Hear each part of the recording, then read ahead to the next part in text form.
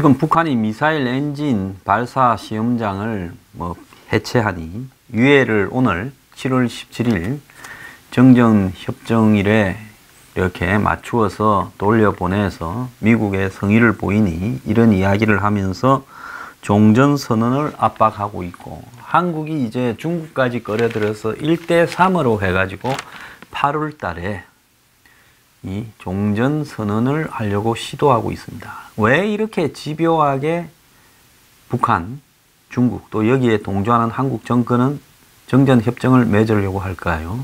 이들은 당시에 6.25가 발생하고 유엔 안보리에서 미군 통합사령부를 사실상 유엔 사령부로 이렇게 하라고 안보리 건의를 하고, 그 건의에 의해서 미국이 주도해서 이 참전하려고 하는 나라들을 모아서 처음엔 통합사령부인데 나중에 유엔 사령부라고 이름을 바꾸고, 또 이 과정에서 미국 의회가 한마디로 북한과의 전쟁을 승인하지 않았기 때문에 굳이 정전을 종전으로 바꾸는 데는 미 의회의 승인이 필요 없다. 대한민국은 여태 이 문제가 그냥 당연히 산소나 물처럼 있어 왔기에 당연한 거라고 생각하고 연구를 안 했지만은, 북한이나 종북, 친북이나 한국의 또 친북, 종북들, 북한의 논리에 따르는 중국은 엄청나게 연구한 겁니다.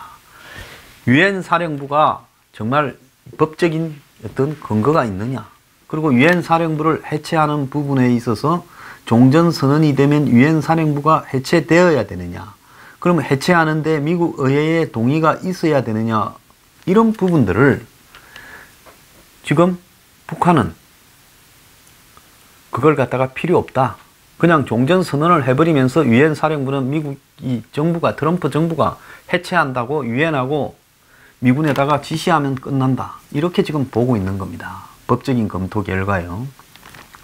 실제로 이 유엔 사령부의 지위에 대해서 미국의 이 역대 정권들은 아주 편의적으로 대응해왔지 깊이 고민을 안 했습니다. 그들도 우리처럼 한미 동맹은 영원할 거라고 봤고, 한국하고 미국하고 하나가 되어서 북중에 대응한다는 건 영원한다고 봤기 때문에 이런 문제에 대해서 법적인 문제를 별로 따지지 않았어요.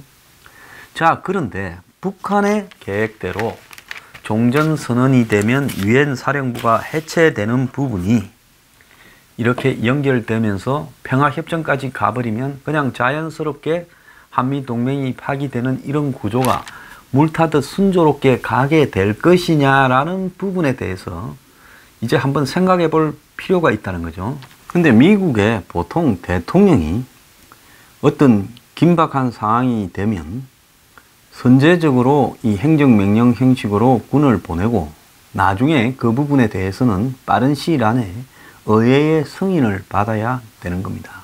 만약에 한국에서 2차 전쟁이 발생을 하면, 6.25가 또 새로 생긴다면, 미군이 지금 일본에 있는 오키나와 등 해병 등이 한국에 올라와서 막고 있는 동안에 주한미군과 더불어서 미 의회가 열려서 파병을 결의를 다시 해줘야 되는 겁니다. 월남전에 파병할 때도 결국은 그런 모양새를 이렇게 한 겁니다.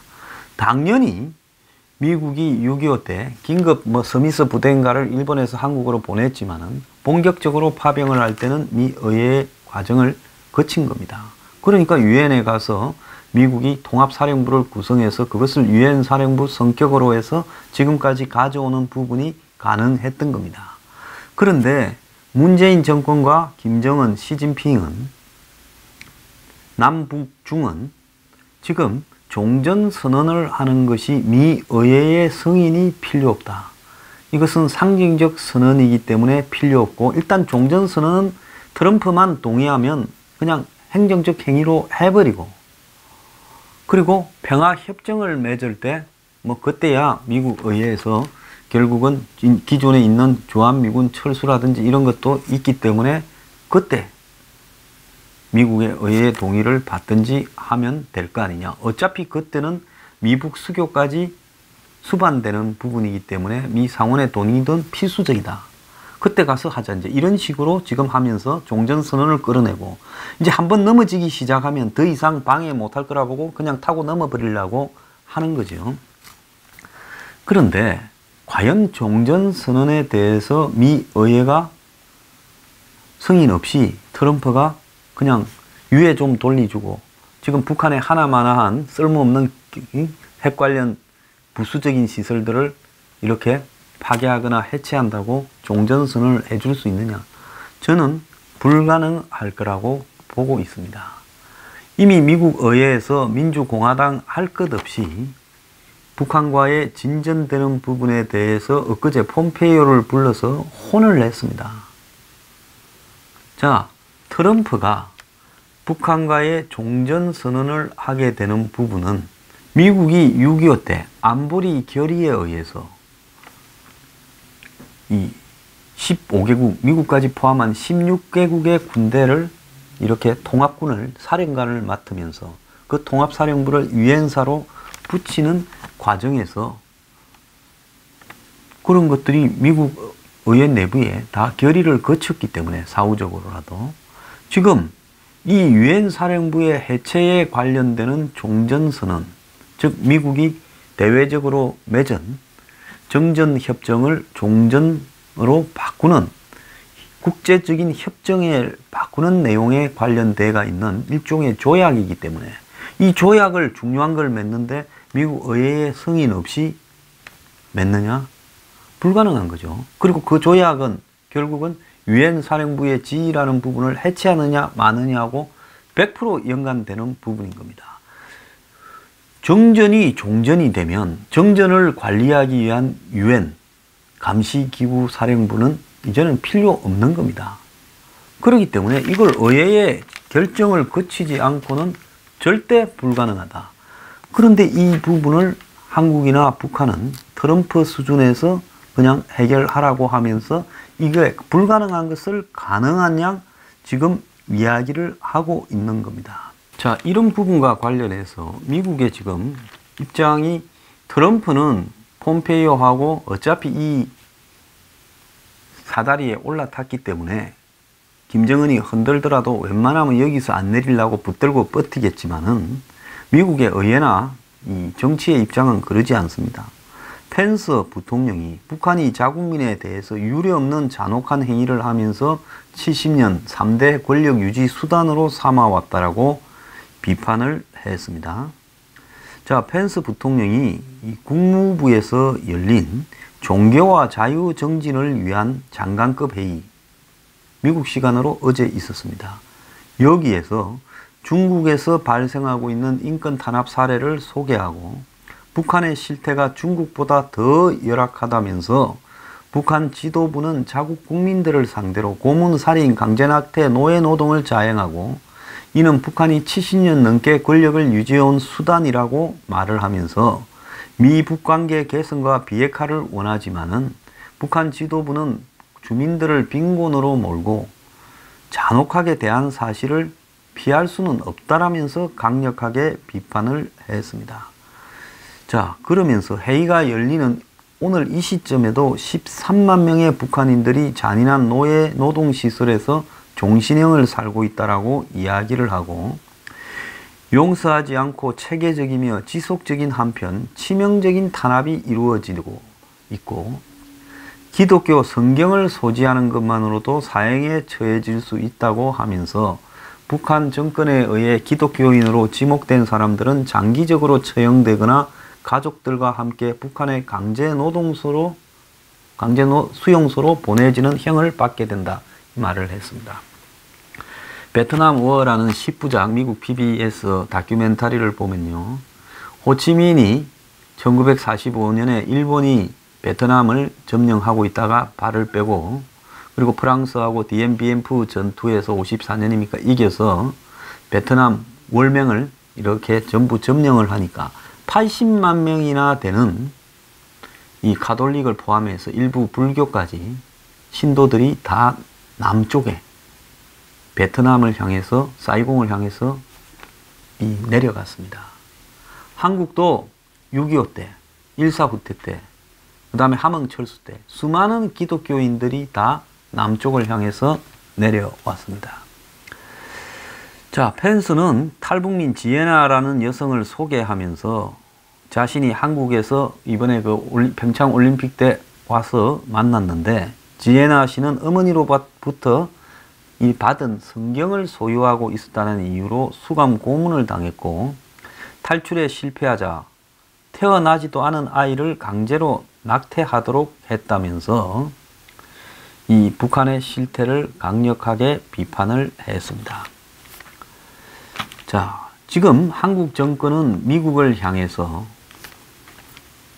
이 남북 경제 협력에 대해서 예외나 면제를 요청했지만은, 지금 미국의 상원에서 대북 강경책을 주도하고 있는 상원 외교위원회 동아시아 태평양 소위 민주당 간사인 에드워드 마키 의원은 북한의 비핵화의 진전이 이루어지기 전에 남북 경제 협력을 재개하는 것은 매우 부적절하다면서 현재로서는 모든 대북 제재가 유지돼야 된다라고 이야기를 하면서 한국 정권과 정치권, 일부 기업들 사이에 남북 경협 활성화 가능성이 논의되고 있는 데 대해서 매우 부정적으로 이야기를 했습니다. 그는 at this time, 지금 시기에 I think it's wise to keep all sanctions on, 그러면서 북한에 대한 모든 봉쇄를 갖다가 유지하는 것이 현 시점에서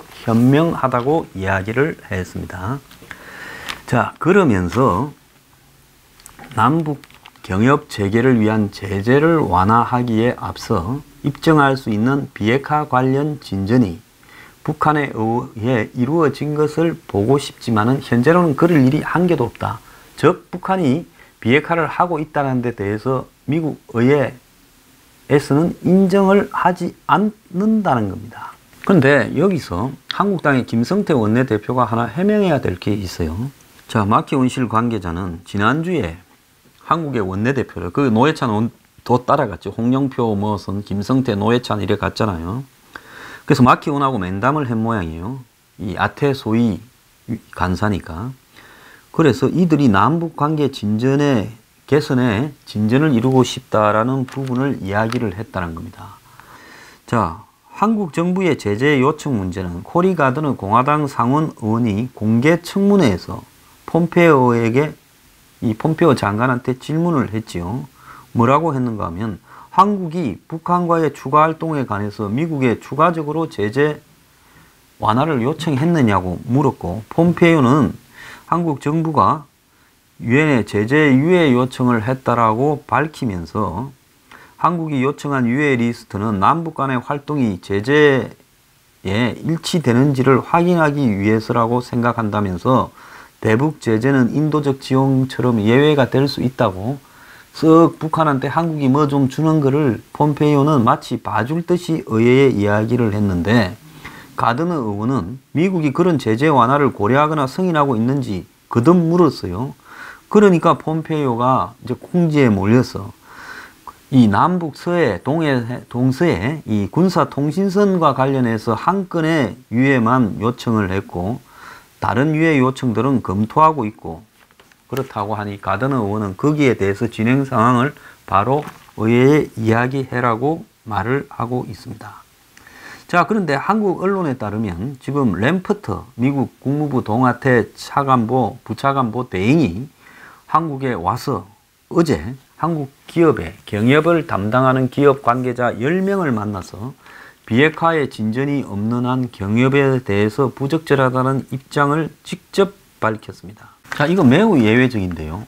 미국의 국무부에 한국을 담당하는 동아태 부차관보 한국에 와서 기업을 만났어. 대북 경협을 하려는 기업을 만났어. 앞으로 너네들 그러다가 엿된다라고 이야기를 했다는 겁니다. 자, 어제 종로 미 대사관에서 8시 반부터 1시간가량 코레일, KT, 포스코, 고롱, 한라, 개성공단 기업협회 등 남북 경협 기업 관계자 15명이 참가했다고 합니다. 현대아산도 부르고 SK도 불러야지. 그거는 불렀는지 안 불렀는지 왜 답이 없습니까? 그래서 참석자들에 따르면 램버트 대응은 매우 강경한 어조로 미국의 입장을 설명을 했고, 남북 교류 분위기와 무관하게 대북 제재는 유지되고 있고 제재 해제 이전에 성급하게 대북 경협을 진행하지 않도록 주의해라. 그리고 특히 최근 우리 정부가 유엔 안보리 등의 제재 예외를 인정해서 인정받은 사례를 언급하며 이것이 제재 완화나 해제로 해석되어서는 곤란하다라고 이야기를 하고, 우리 정부는 최근에 이산가족 메네소 개보수와 남북군 통신선 복구를 위한 연료 물자 차량 등의 이동에 관한 예외를 인정을 받았습니다. 이런 사례를 거론하면서 이렇다고 해서 대북 제재를 해제하는 게 아니다. 그거는 한국 정부가 하도 북한하고 관계 개선에 비핵화에 필요하다고 액을 복걸해서 해줬지만은 다른 부분들은 꿈도 꾸지 마라 라고 이야기를 한 겁니다. 그러면서 미국은 독자 대북 제재를 계속 강력하게 이행하고 있다. 비핵화가 될 때까지 그걸 밀어붙이는 게 미국의 원칙이다. 이러면서 대북 제재에 저촉되지 않으려면 민간 기업이 북한과 교류 사업을 추진할 때 반드시 정부와 사전 협의를 하고 필요하면 미국 측에도 물으라. 이렇게 이야기를 했습니다. 질문도 받았다고 하는데요. 그래서 경협 기업인들이 그러면 언제 비핵화가 되겠느냐. 경협 준비를 위해 제재를 일부 완화해 줄 수는 없는가 했고, 개성공단 기업협회, 지금 이 사람들이 제일 다급하겠죠. 제재와 무관하게 재산권 차원에서 개성공단에 가서 시설 점검을 해야 된다. 이런 이야기도 했는데 램버트 대행은 아무런 이야기를 하지 않았습니다. 자, 말로만 협의하라고 했지 사실상 미국이 했던 말은 북한 비핵화로 미국의 독자 제재가 풀릴 때까지 남북 경협은 불가능하다라는 이야기를 이렇게 통보하는 걸로 들렸다. 비핵화 협상이 완전히 마무리돼 모든 제재가 해제되기 전에는 실질적으로 할 수 있는 게 없겠다라고 생각했다는 겁니다. 그래서 램버트 대행이 남북 경협 기업인들을 만난 것은 경고성이라기보다는 우리 기업들이 북한한테 그러다가 미국의 이런 세컨더리 보이콧 같은, 한마디로 미국과 거래를 하지 못하는 불이익을 당하지 않도록 조심해라는 말이었다. 그게 그거죠.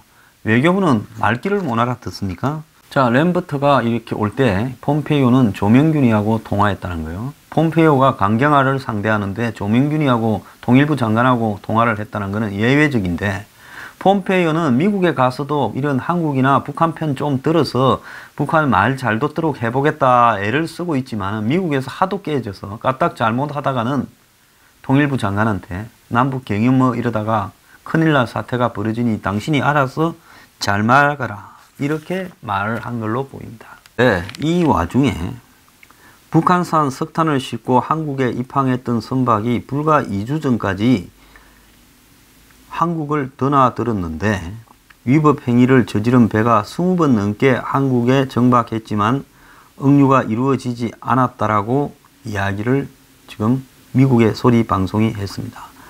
자, 한국 포항에다 북한산 석탄을 실어 날랐던 리치 글로리호가 7월 4일 부산항에 입항을 했는데, 미국이 지금 이 부분을 다시 확인하는 것은 리치 글로리호는 지금 20번쯤 이 한국의 각종 항구들을 안 드나든 항구가 없습니다. 이렇게 했는데도 이 배에 대해서, 이 배는 직접적으로 북한 석탄을 살린 헐럼스커에서 실어다가 놨는데도 지금 제재가 이행되지 않고 있다는 부분을 미국이 계속 지적을 하고 있습니다. 자, 이 다음에 등장할 부분이 뭐겠는가라고 보게 되면, 제가 볼 때 북한 석탄이 어디로 갔는가에 대해서 미국이 문제를 제기할 거라고 보입니다. 자, 북한 석탄을 쓴 회사는 포스코는 아니라 하는데 여러 가지 정황으로 보면 포스코가 그랬을 가능성도 있고, 또 동서발전 같은 이 한전에 인천에 있는 이 회사가 그렇게 했을 화력발전소에서 썼을 가능성도 있습니다. 자, 제가 이 문제를 가지고 한국당이 국정조사를 하라고 이야기를 했는데 한국당이 이 문제를 국정조사를 추진한다고 이야기가 나왔습니다. 한국당 이럴 때는 말을 좀 잘 들어서 좋네요. 자, 이 북한 석탄 문제에 대해서 바른미래당이 오랫동안 이 문제를 지적해 왔는데 당의 비대위가 무관심해서 한국당의 이슈를 선점당했다, 이렇게 이야기가 나오고 있습니다. 김성태 원내대표는 오늘 국회에서 열린 원내대책회의에서 북한산 석탄 밀반입 의혹에 대해서 국정조사를 통해 그 진실을 밝혀내고자 한다라면서 이 북한 석탄 밀반입이 문재인 정권의 탈원전 정책에 따라 화력발전소에서 전기를 생산하기 위해 원재료를 공급하려는 게 아닌지 모르겠다. 그러면서 북한산 석탄이 러시아로 둔갑해 국내에서 러시아 석탄 수입이 크게 늘어났다고 김재경 의원이 지난 한국당이죠. 24일 외통위에서 이야기를 했는데 2016년에 14.7%인데 지난해 21.9, 올해는 23.9로 갑자기 국내에서 러시아 석탄이 크게 늘어났다. 이렇게 지금 지적을 했지요. 자, 그런데 바른미래당이 이 석탄 유입과 관련해서 지난 17일에 국내 모든 항만공항 관세청은 북한 관련 자료 전체를 대통령에게 제출하라고 문제 제기를 했는데 한국당이 이제 뒤늦게 이 부분에 대한 국정조사는 앞장을 섰습니다. 그래서 보수 야당끼리 이런 문제를 가지고 경쟁을 해야 이 문제가 규명이 될 수 있다고 생각을 합니다. 자, 원전하지 말라고 해놓고 위험하다고 그래 놓고 말이야 이 운동권 백수들이 다 달라붙어서 하는 환경운동하는 백수들하고 이 태양열 늘리고 그리고 또 그것만 한 게 아니라 북한산 석탄대에다가 화력발전소 비중을 늘리면서 갑자기 북한계 위장에서 들어온 러시아산 석탄이 늘어났습니다. 그래서 이 석탄 싣고 온 배가 20번도 넘게 드나들었고 다른 한 척도 마찬가지로 10수번 드나든 걸로 보여요. 자, 이렇다면 정권이 이걸 갖다가 봐주고 있고 또 북한에서 러시아까지 실어 날랐던 배는 한국 국적이었다는 거야. 그러면 그 배가 또 지금 한국 선거배표에 등록돼 있다. 근데 지금 억류돼 있다 어쩐다 이러는 거예요. 그러면 이 한국 정부가 아예 북한하고 빅픽처를 그려가지고 북한산 석탄을 비싼 값에 팔아주고 또 석탄 실어 나른 배에는 돌아갈 때는 다른 걸 실어주고 이런 것들을 다 하고 석탄뿐만 아니라 북한에 줘야 될 정유 제품 또 무슨 원유 이런 것까지 다 했는지에 대해서 이제 전반적인 국정조사에 착수를 해야 될 때라는 겁니다. 그래서 항만청 공무원이고 뭐고 다 잡아와서 조사를 하면 이들이 불지 않겠어요? 그래서 이 국정조사를 생중계하에 빨리 해야 된다. 한국당 빨리빨리 움직이기 바랍니다. 그리고 이런 것들을 바라보면 결국은 미국이 집요하게 지금 의회나 미국의 언론이나 싱크탱크 등에서 북한을 압박하고 있는 와중에서 한국이 그걸 구멍을 뚫으려고 한다는 게 미국의 상원 의원들도 다 알고 있고 언론도 다 알고 있어요. 오죽하면 폼페이오가 별로 그렇게 하고 싶진 않았을 건데 국무부의 아태 담당 차관보 부차관보 대행이 와가지고 기업들 모아놓고 너네들 조심해라 까딱하면 미국하고 거래 안 된다고 이 공갈을 쳤겠습니까?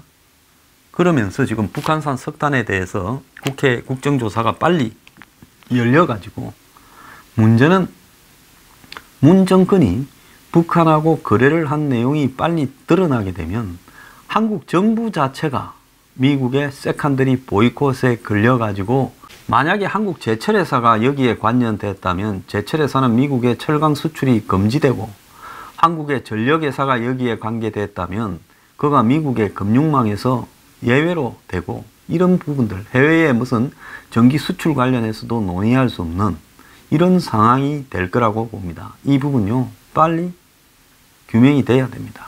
자, 그런데 종전선언을 미국 의회 승인 없이 그냥 얼렁뚱땅 트럼프만 꼬덕여서 폼페이오만 꼬덕여서 할 수 있을 것 같아요. 꿈 깨라고 하세요.